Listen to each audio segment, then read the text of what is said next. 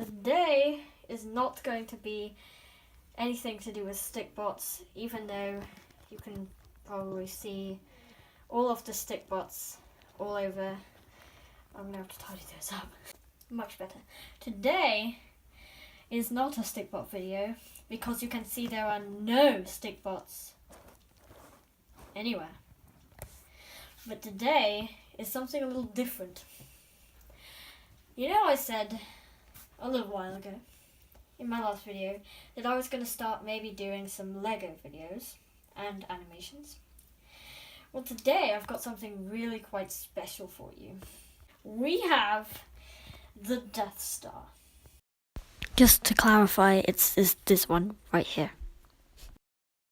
So this is the newer one, set 15159. Okay, so when you open the box, this is what you see, the actual, just the box.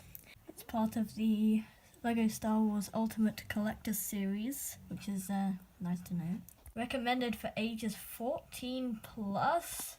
Whoa! Sorry. There are 24 minifigures included, which I will go through with you guys later on. So inside this box, you will find more boxes. 1 box, 2 box, 3 box, and a bunch of bags. Wow, this instruction booklet is massive. Look at it though. But enough talking for now. Stickbot wants to get started. Oh, by the way, I'm back on the desk now. Yay!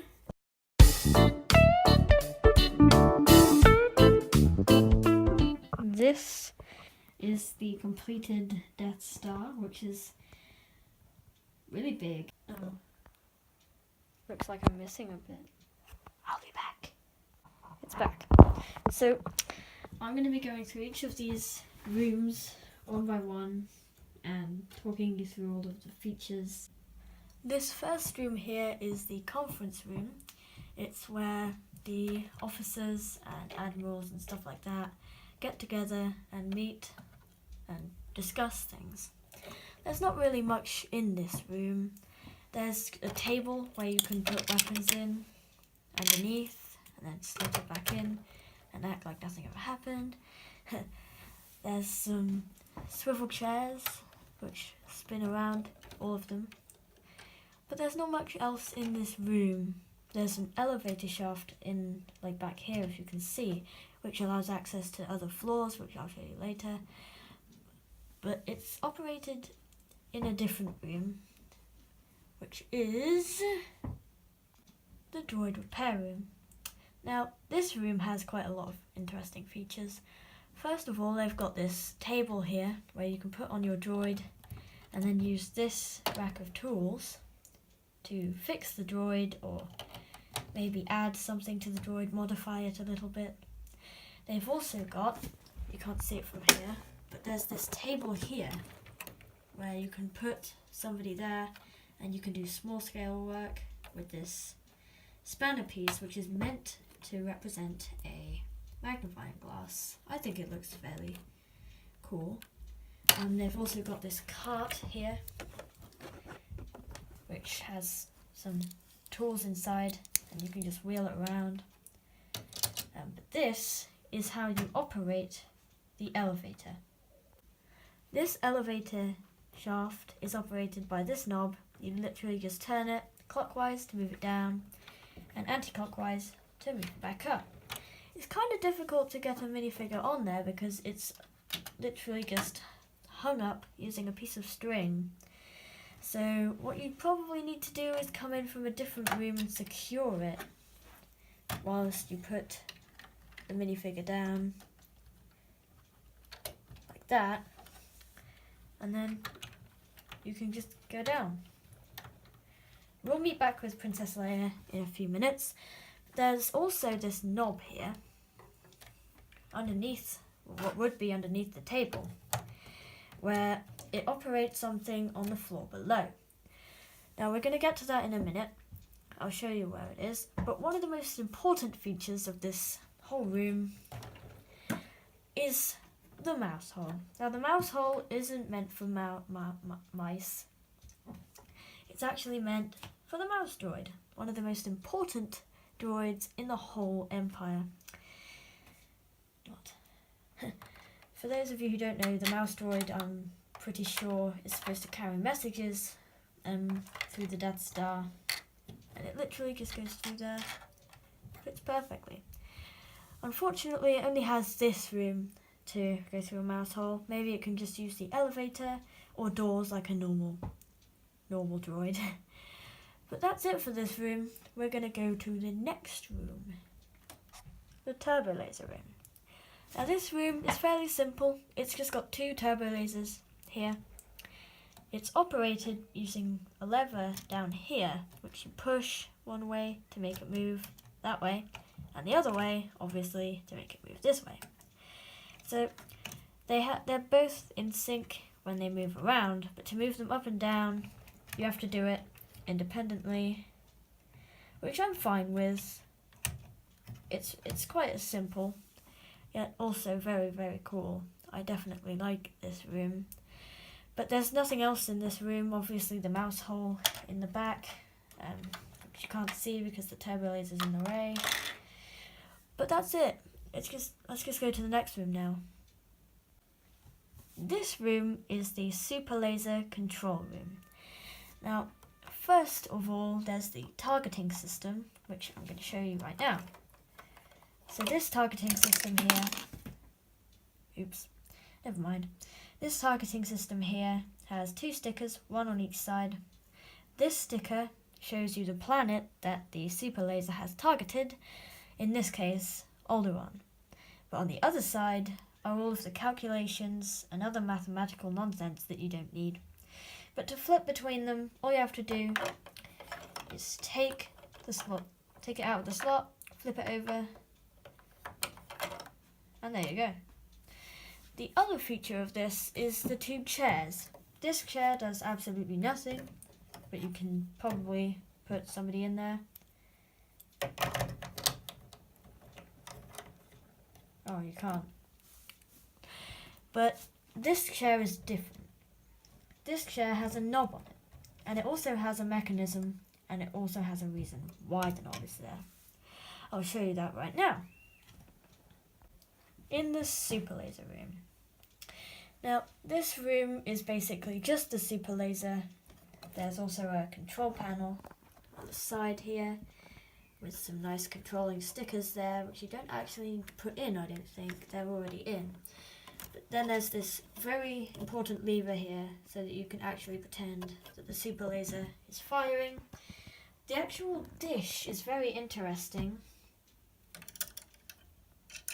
Oops, sorry. It's very interesting because it's so eye-catching. I really like it because it looks so very complicated. It definitely took a while to build with all of this. There's 16 of those. There's 8 of those and 8 of those. It's really, yeah. But it definitely looks nice. But you can actually move it. And the way you do it is using the chair. So to make it move from side to side, you simply turn the chair around. But to make it move up and down, you use this knob. It will move up, and it will also move down. One thing I like about this is that you can see the mechanism whilst it's moving. You can see all of the cogs turning and whatever that is moving around as well, and it just looks really cool.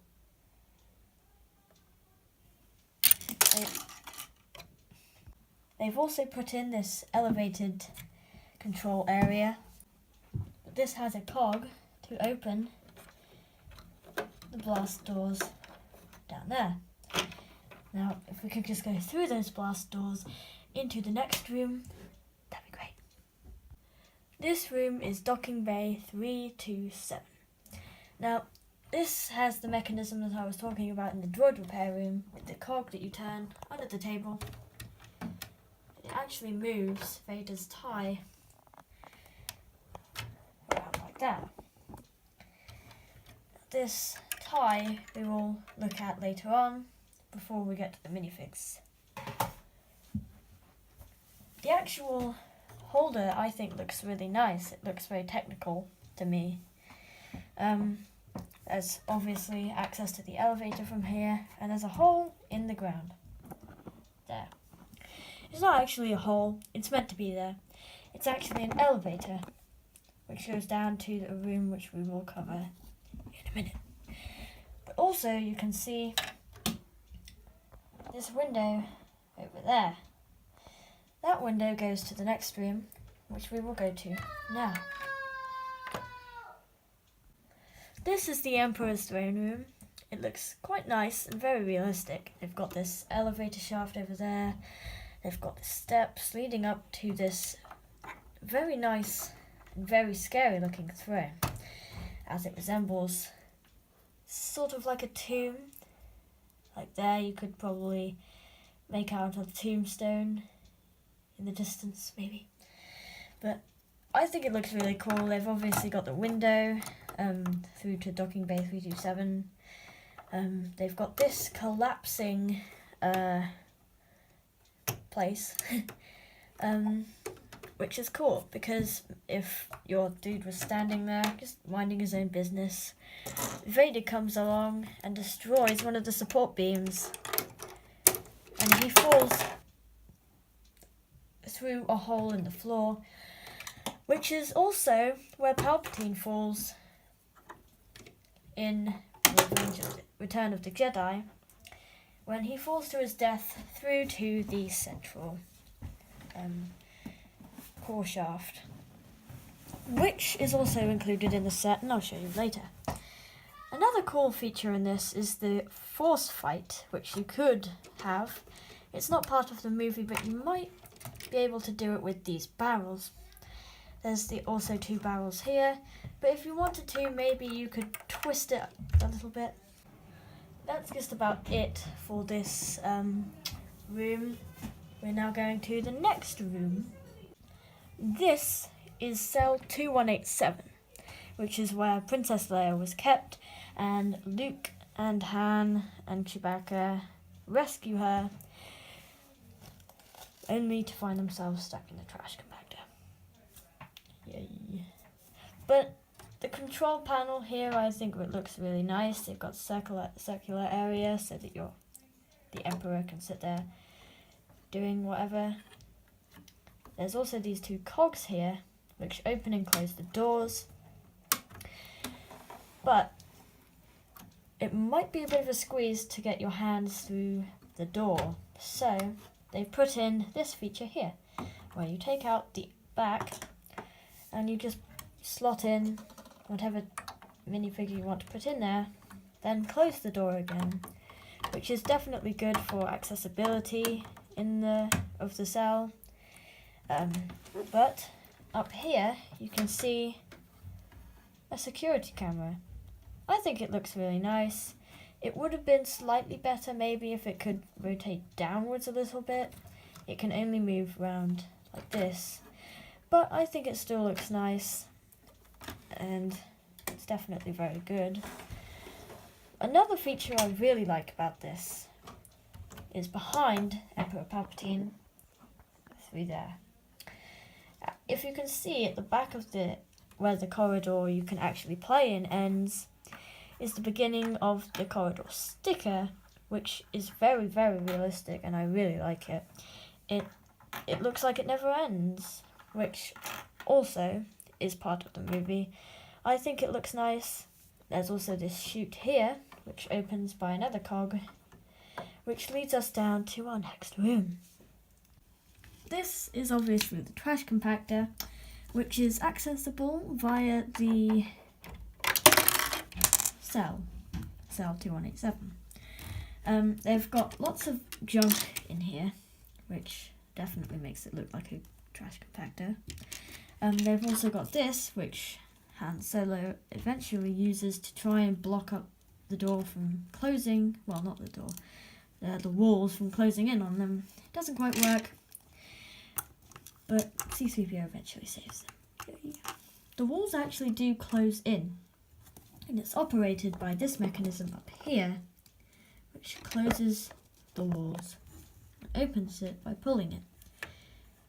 Fairly simple, and if you set it up right, then you can probably have a scene where your heroes can block up the door walls, I keep getting it wrong, from closing, like so.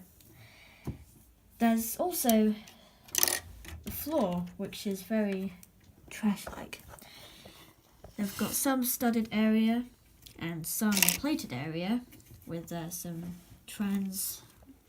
really dark, murky looking water kind of colour. They've also got this little hole with an eye sticking out. Now this is an alien. It's actually an alien.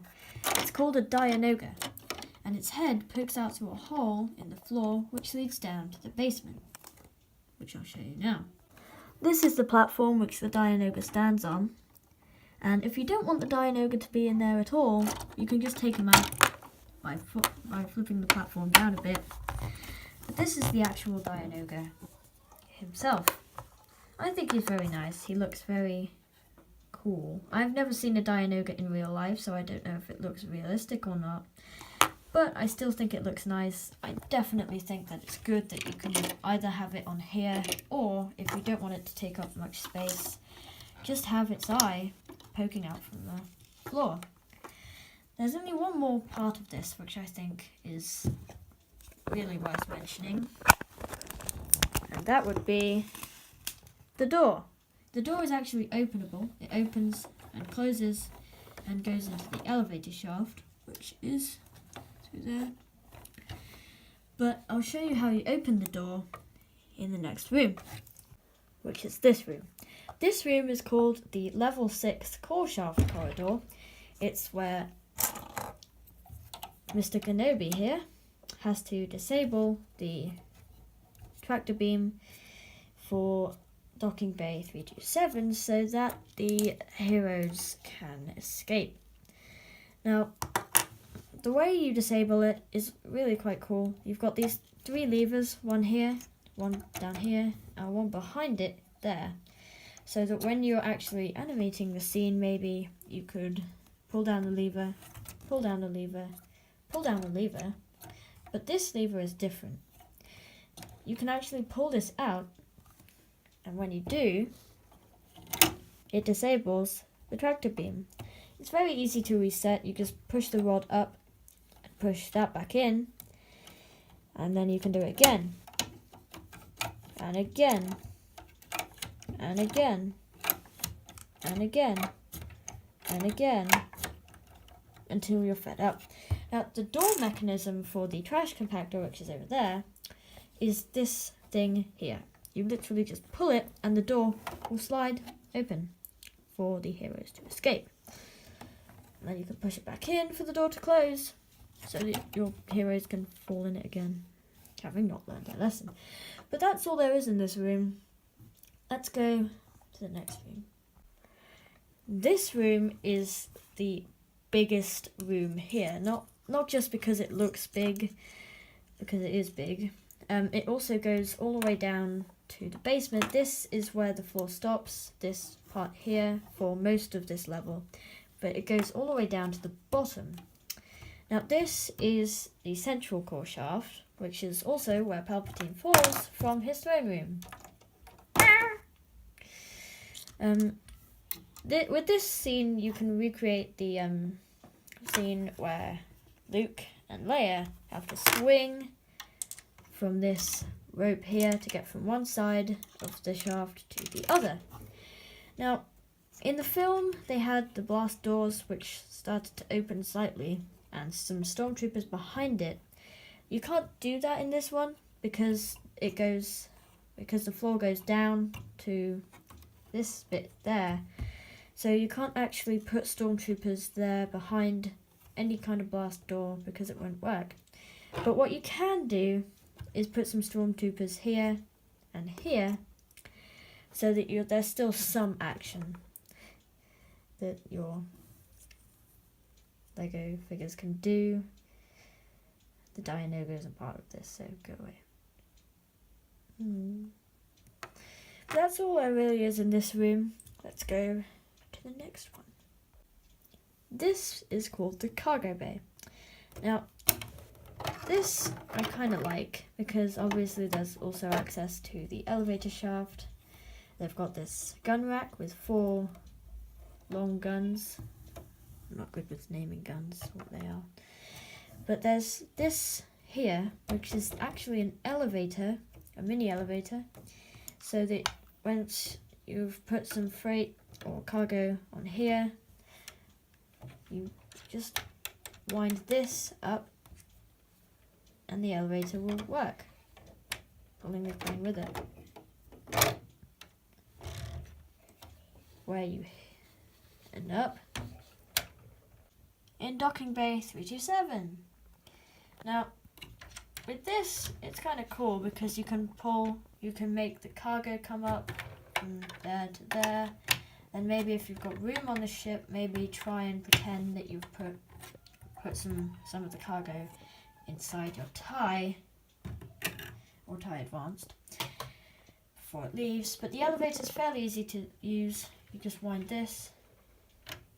It seems to have some trouble going down. It's fine going up, but going down is a bit... There's also, if you just wind this back up again, more space, this crane here, which is supposed to hover whilst it's doing its work. There's this chair here, and there's also this big grabber here, which is fairly cool. You can actually pick things up with it, like this Stormtrooper helmet, for example. It's fairly easy to get things into its grasp, and then you can load it up onto the elevator and go up to the docking bay 327. Can't stop saying it now. But that's all there is in this room. There's also this, which is the strings for the elevator shaft. That elevator.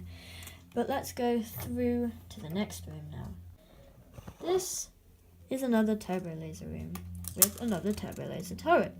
This time it looks much different because there's not 2 of them, there's only 1 of them, and it just the whole thing looks completely different to the one on the upper levels. Now, this one looks really nice because I like the way it looks. It just looks nice, very pleasant. I also like the fact that you can actually sit 2 Death Star troopers on there, so that you can actually make your Death Star troopers fire at you. Maybe in an X-Wing outside. It would definitely look cool for a scene. There's also these 2 here, these 2 blaster things here. All you have to do to fire them is push this down. Aha! You can either do it one at a time, or if you wanted to, if you were really desperate to hit an X-Wing, you could fire them both at once, like this.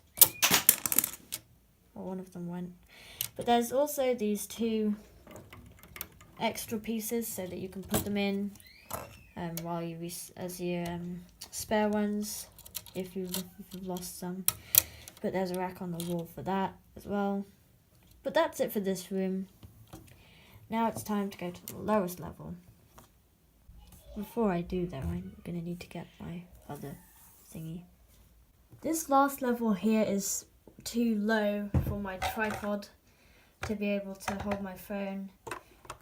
So I'm just going to have to hold it like this, as still as I can for you guys. Now, I actually thought this was called the basement, but it's not. It's actually called the cargo bay. Storage bay. I got it wrong twice. But it's fairly small, actually, and you can just about fit a minifigure on there.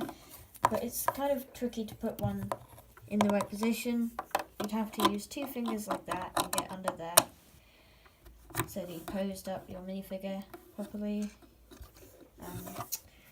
It's relatively small, This is also the bottom of where the elevator shaft can go because it's the bottom of the whole thing.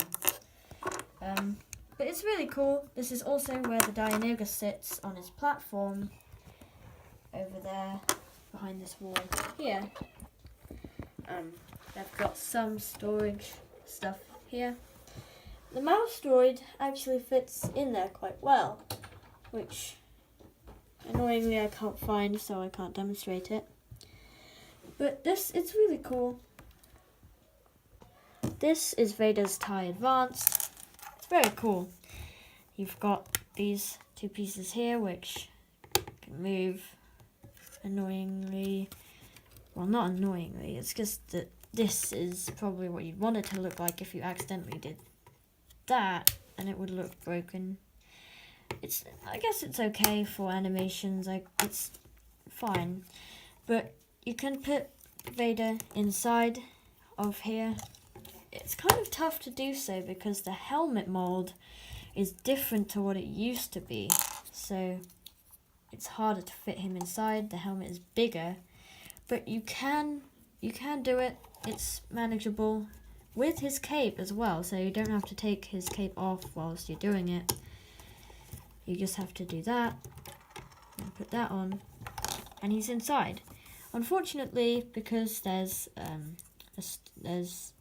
a piece in the way of you being able to see Vader from on the inside, you can't actually see him, which is kind of but it still looks really awesome, and I can't wait to start animating with this. That's just about everything on the actual set itself. I am going to have to do the minifigures in a separate video because it's going to take too long. But for now, goodbye. Like I said, that's going to have to be it for today's video, but let me know if you want to see more LEGO videos by leaving a comment down below. Maybe if you could please just leave a like or maybe even subscribe. It means so much to me knowing that you guys like my content, and if you would subscribe, I would really, really appreciate it. Thank you to the 10 subscribers that I already have. But yeah, that's all I really have to say. I'll see you in the next video, I guess.